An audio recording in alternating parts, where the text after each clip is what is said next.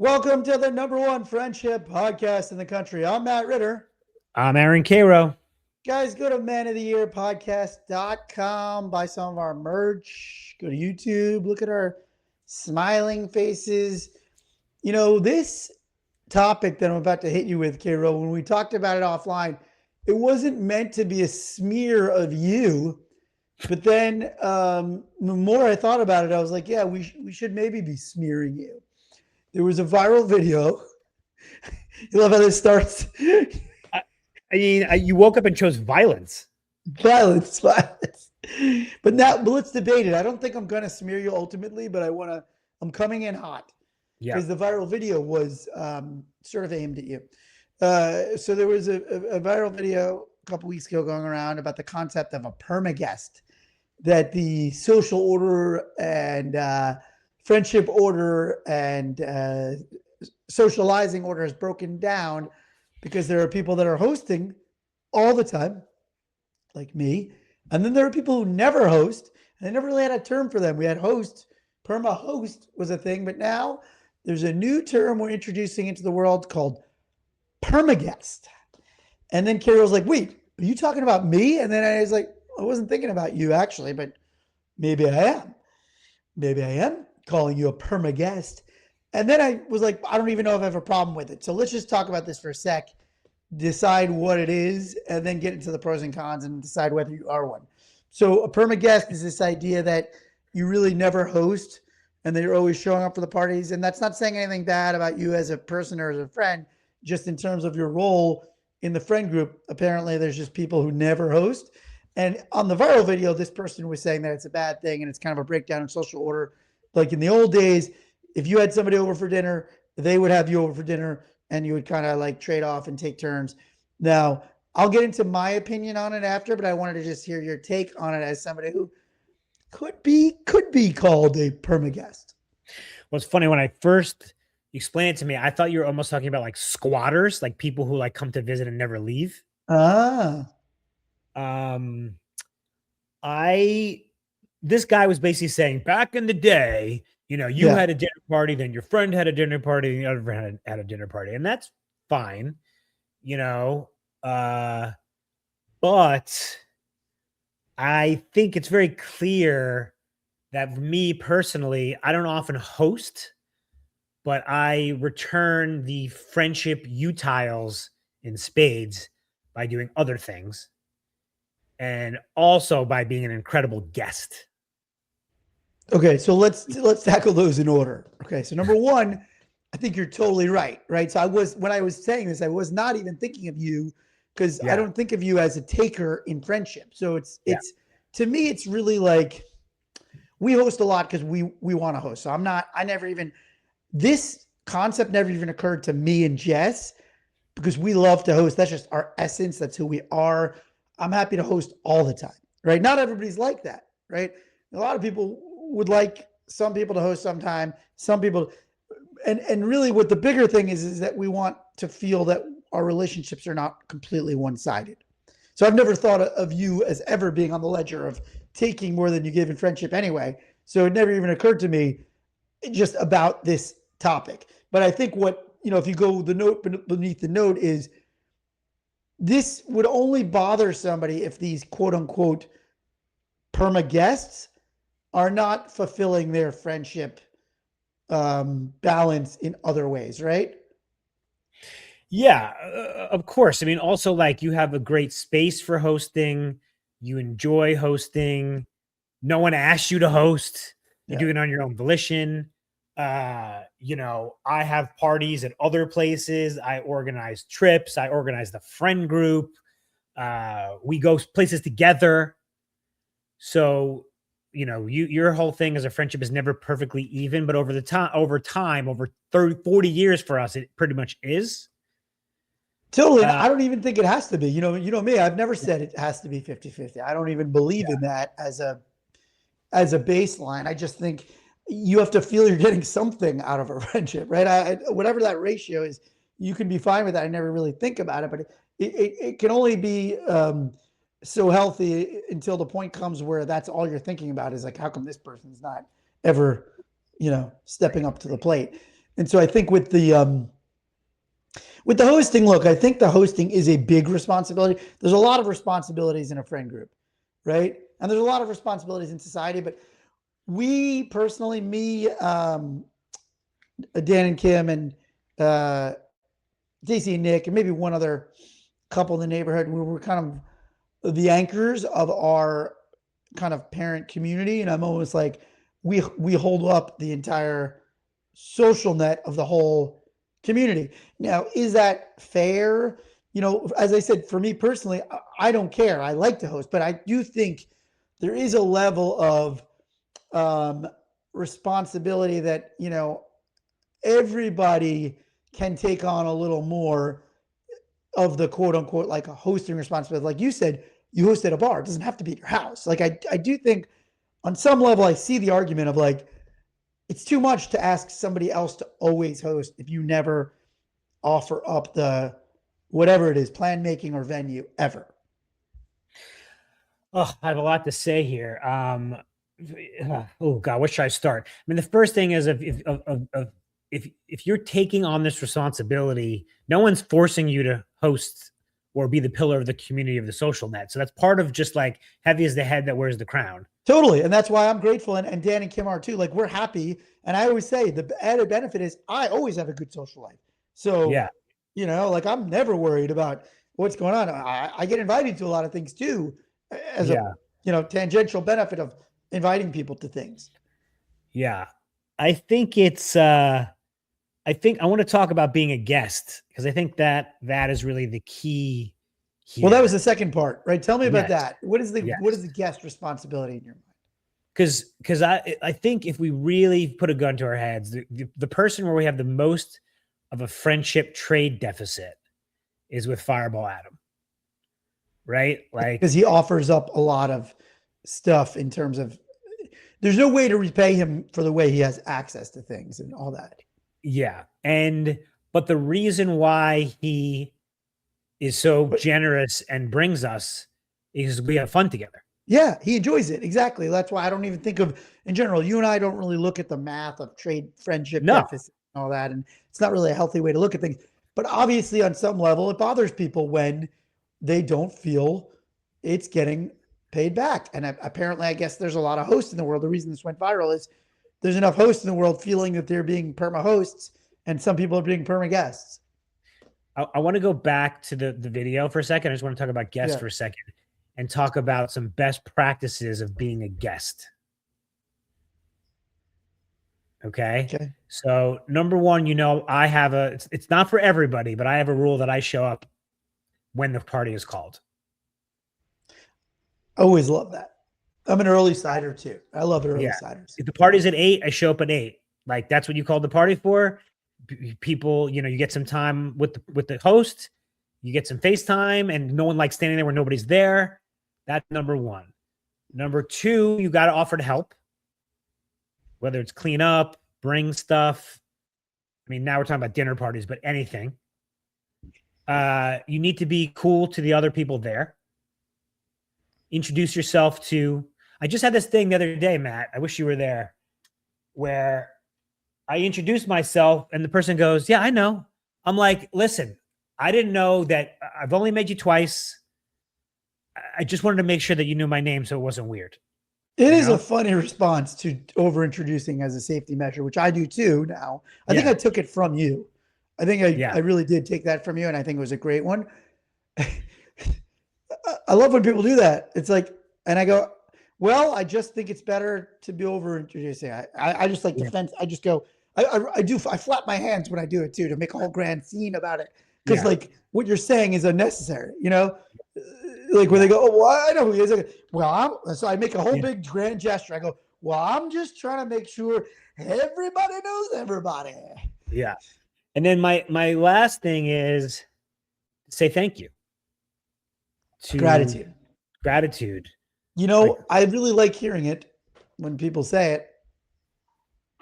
Like a text the next day, like it's just so low, such low hanging fruit. Yeah. Can I back up into one of those? Because I think I told you my new rule. It's a life-changing hack. Life-changing hack for a perma host. Okay. Nobody, and I repeat, nobody leaves until my house is back to the way it was when you all got there. Yeah. Yeah. You said that in a previous episode. Doesn't that go against when you do this? Yeah. But Explain to I'm the not people not having. watching YouTube. Yeah. But now my. That was when my dinner parties were at 8 o'clock. Now they're Yeah. at 5 o'clock. Yeah. So I don't have a. I'm still awake at 6:30 when everybody's leaving. Right.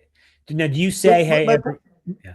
I say it overtly. I'm like, let's just make sure all the pizza boxes are gone.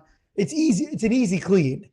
I'm like, Yeah. let's just make sure everything's back in order. And everybody now knows when you come to my house. I think it's kind of been said enough times where it's like, it's great. Everybody pitches in, and then within 8 minutes, we're back to, you know what I mean? When you have 8 people, it literally takes no time. Yeah. Yeah. I like that. And like, who's going to say no to that? No, I'm not going to help you clean up, you know? Right. And I think it felt a little awkward the first time I like mandated it. And now I'm just, it's very easy for me to be like, all right, guys, let's just make sure it's all clean before we go. Yeah. So, okay. So let's go back to the viral video, because the guy was basically saying, we host a lot, we have 3 other couples. There's not really rotation happening. And I don't know, I'm torn, because if one couple doesn't like to host, but they're still a good guest, do they do it anyway out of obligation? Because that's how the world works. Should they say something? Well, you and I always say the world does work on obligation, right? Yeah. So I do believe there is a bit. First of all, we always say communicate. Your friends aren't mind readers. Put it out there that you want to rotate. If you don't want to be a perma host, you have to say it, right?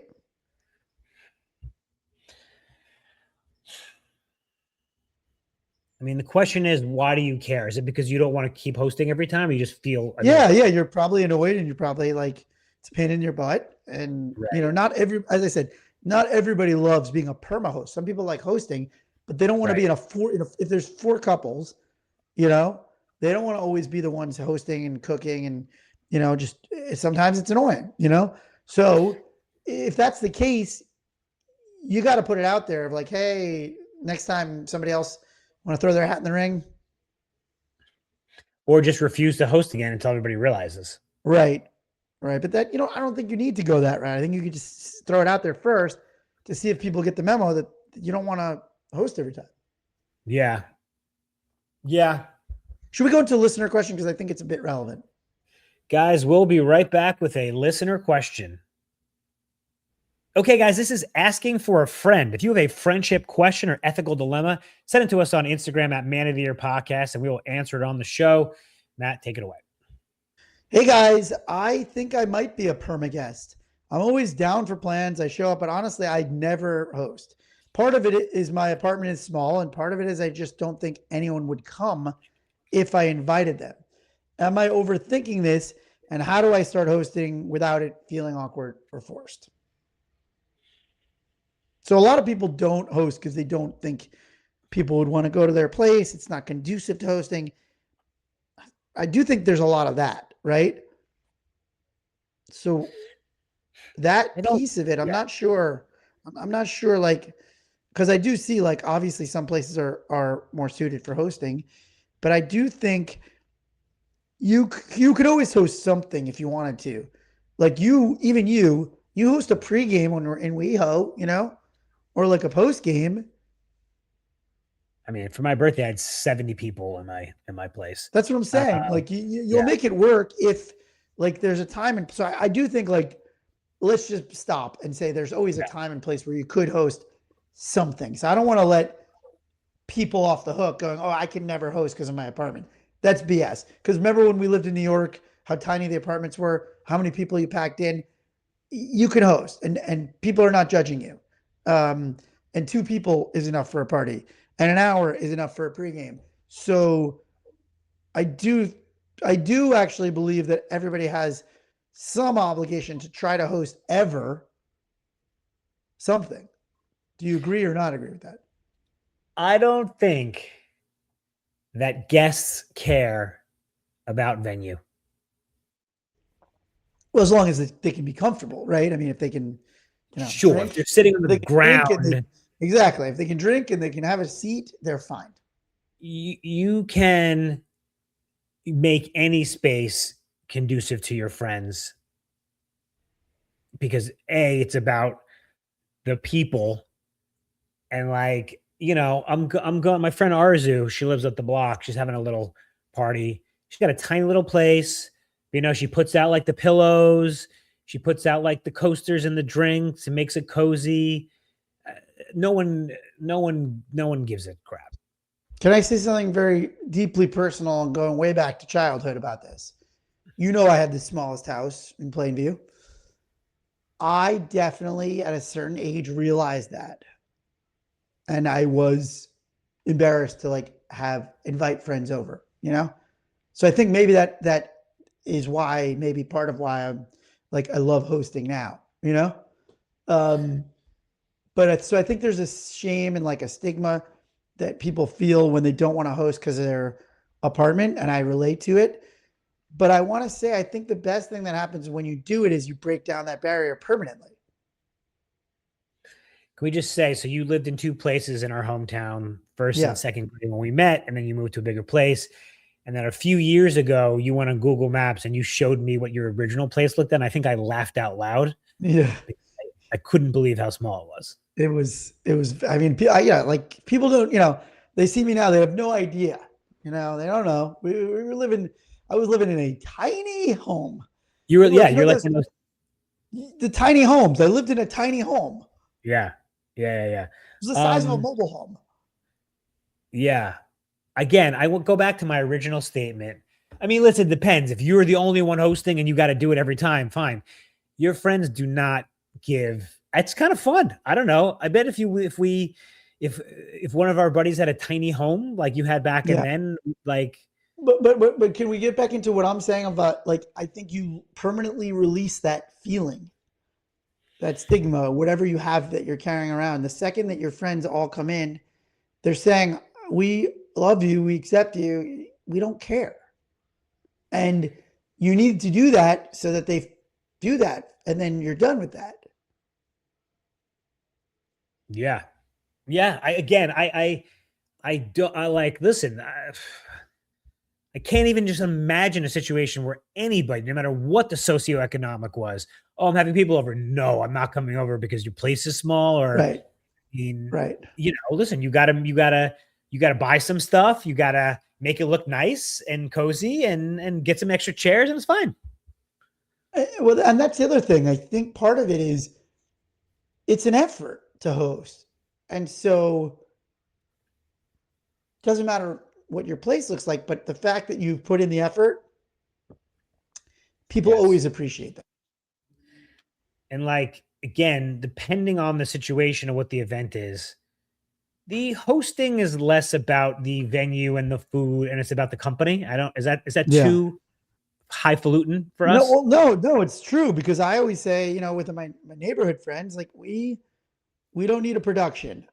We're doing pizza, like just come over. We're in the backyard. We're not, a lot of times that's hosting too, right? Because I think the idea of hosting, everybody thinks is a party. Yeah. Hosting is just saying, I'm welcoming you into my space. Okay, so what if you're like old Karo or just someone who like, I don't like hosting, I don't like having people in my place, I don't like people traipsing around using my bathroom, blah blah blah. Do you have any recourse? Yeah. Like what you do sometimes is you host parties outside of your house. Yeah, okay. So you're like organize some, hey, we're doing this thing at a bar, we're doing a yeah. To me, that qualifies again because I really think this viral video came out of the idea that people are freeloading in friendship. That's what this sort of guy was angling at, which I don't, as I said, I don't totally agree with. Um, but there's ways to show that you're putting a notch on the friendship ledger. Just a notch on the bed. Um what was I going to say? The other thing you could do is you could be the ultimate sort of like host wingman. Like, okay, let's say you're going to have a party, and we've done this at your place.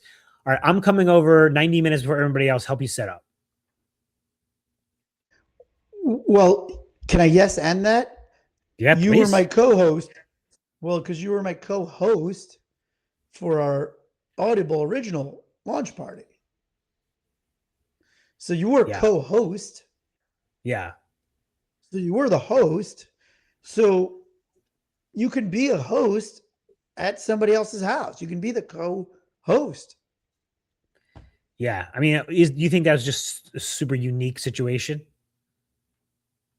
No, because think about charity events. There's a lot of charity events where you'll see the names like co-hosted by.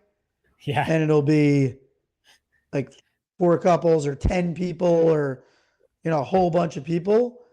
And when you put your name on it, that's because you're part of the organizing committee or whatever, you're part of the host committee.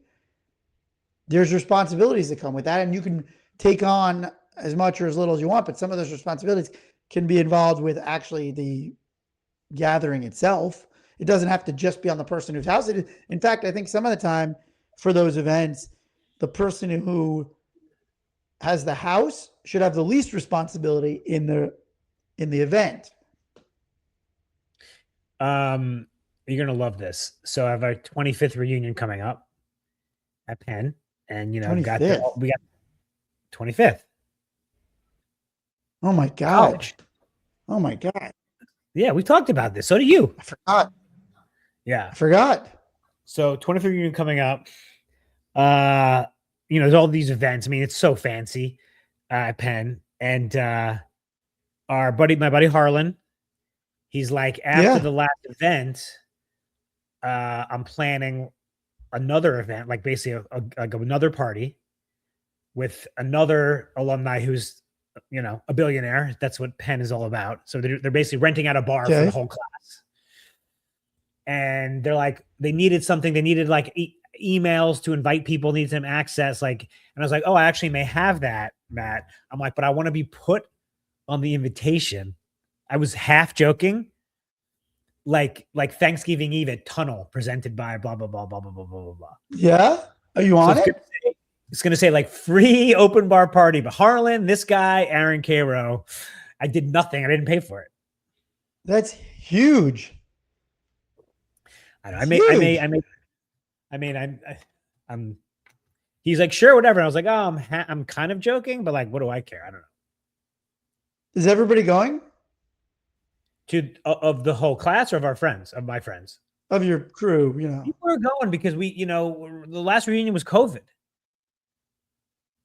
So I haven't been since my 15th reunion, which was 10 years ago.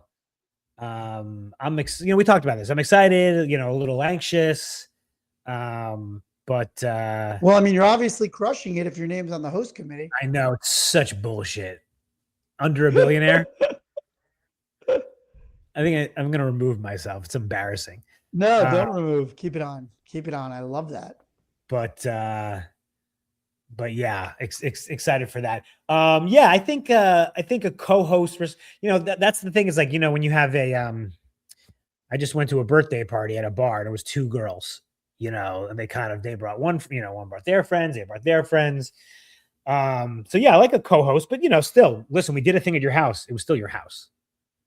And then your wife went like this and threw everybody out and we didn't clean up. Yeah. Yeah. The actually I have to say the little life hack, try and get some friends to come over that next day if things are left out. Ooh, that was a tough one because the tables and stuff. Oh. Yeah. So tables and chairs? No. Oops. Yeah. Actually, it was cute. Brenner tried to carry those chairs. I mean, they're like, for a 2.5-year-old, those are big chairs. Yeah. I mean, I love like you have dad goggles. You're like, oh, Brenner, your son, he tried to set up the podcast equipment. He screwed it all up and now we can't do it. But wasn't it cute? I'm like, no, Don't let your son he touch the changed the volume settings. People are hounding me about the wrong volume settings. Me not knowing that my son just like twisted the knob right before we go on air. We get more messages about your audio than we do asking for a friend segment. It's ridiculous. It's hilarious. So and you're like, but isn't it so cute? My son. I'm like, not that cute. It's yeah. What am I gonna do? He knows. So it's so cute because he calls it a podcast. He goes, let me help you set up the podcast, Daddy. Okay, I will say that is cute. I didn't know that. That is cute. Every Friday, he's like, let me set up the podcast. God, can you imagine we were kids? Oh, I mean, what if I don't know, our lives. In our last episode, this is what I remembered. I was going to say in the last episode. The last episode, we were talking about group chats. And we were talking about how I had an email group chat when we were in college. What I wanted to bring up was the fact that we're Zennials, right? It's Gen X meets millennials. Yeah. What are we? Is it 77 to 85 or something? It's like no, it's like 78 to 82. It's tiny. Oh, it's tiny. And it's people with analog childhoods and digital adulthoods. Yeah, we've had a very unique experience. Exactly. Like, you know, it's like when you see those people who are like, oh, he's closer to the Civil War than he is today. Like, right. We've touched a lot of things. We're like Zachary Tyler's grandson is still alive. Exactly. That's what I'm saying. He's alive. Yeah. Right. Like exactly. Like my grandfather fought in the Civil War. Not true, but like it feels that way. But also I'm sardine maxing with teenagers. Right. Sardine maxing. Anyway, did we answer that? Yeah. question? So I think the takeaway is yes, don't be embarrassed. Your friends like to be invited. Also, I think it'll lower that barrier of that feeling of, oh, nobody wants to be in my house, when you just do a little work, put out a little cheese board, add an extra chair, sit down for an hour, have a couple drinks, and then go out with your friends, and you did it. You're done. You've been a host. You've done it. You know? Yeah. And then the other people just say thank you. Right. Right. So again, I think going back to the viral video, I think the guy he's a little bit living in the past of like, I host one dinner, you host one dinner. Like, we're all in different places. We're not all living the exact same lives like everybody was back in the day. Yeah. Right. I think there's just it's a little bit blacked out to just say like, oh, well, I host, you host, I host, you host. Right. All right, guys, that was asking for a friend. If you have a friendship question, send it to us on Instagram and we will answer it on the show. Do you think, Matt, that there's any, have you ever had a bad guest that you're never going to invite back? I mean, try to show respect for the house. I remember this was way early when I was inviting like scrum comedians. Yeah. I remember this set Jess off to no end. Somebody just littered on our ground. In the house? No, on the outside. Oh, okay. Well, I will say on New Year's Eve, I went to a house party and it was pouring. Do you remember New Year's Eve was like atmospheric river? Yeah. And I had brought, can't believe I did this. They said to bring beers and I had a bunch of Lucy's. So I put a whole thing together, a bunch of beers in a paper bag, and it was raining so hard that the bag broke. Oh no! And they all fell into bag. Lucy's in a paper brown bag in the rain. Oh my God! Lucy's in the rain in a brown bag. I mean, I just visualized the horror of this. So I was brown bagging it. Single bag, not even double bag. Either way, it was so raining. It was raining so hard. They fell into a puddle, a giant puddle that had pooled in the sidewalk. So it was pouring. So I scooped up whatever I could and ran inside. For the rest of the night, people were coming in and like, hey, there's beers on your sidewalk floating in a puddle? Oh, you littered. I taught Brenner littering. Now he gets so pissed when he sees litter. I mean, listen, Brenner's going to grow up like your niece. How dare you? That's a crime. Call the police. Yeah, that's right. That's right. Yeah, he's a law-abiding citizen. Law-abiding citizens. All right, guys, listen, we want to hear your stories of perma-guesting, perma-hosting, horror shows, or hacks. Guys, thanks so much for listening. Always remember, be good to yourself, be good to your friends. Love you, buddy. Love you, buddy.